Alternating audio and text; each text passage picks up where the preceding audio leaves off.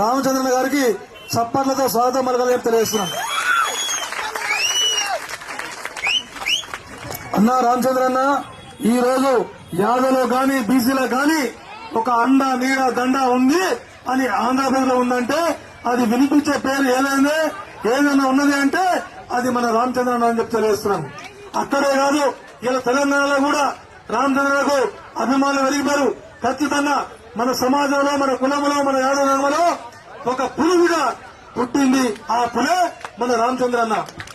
కాబట్టి సోదరులారా, ఇట్లాంటి నాయకుడిని కాపాడుకోవాలి, ఇట్లాంటి నాయకుడు అండదండగా ఉండాలి. రేపు రానున్న రోజుల్లో ఇదే పోరాటంతో ఆంధ్రప్రదేశ్ కు కాబోయే ముఖ్యమంత్రి అని తెలియజేస్తున్నాను. కాబట్టి సోదరులారా, అందరం ఏకమైతే పోయేదేం లేదు.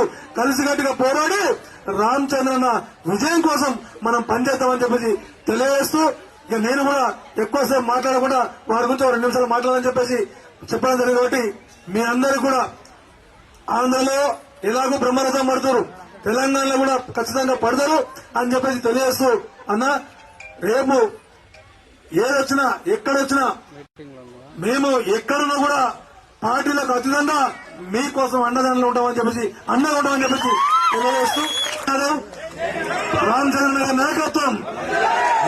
నాయకత్వం శ్రీనివాసులకు ఆత్మీయులకు అందరికీ పేరు పేరున దామోదరుడి రూపంలో మనం పూజలు చేస్తుంటాం.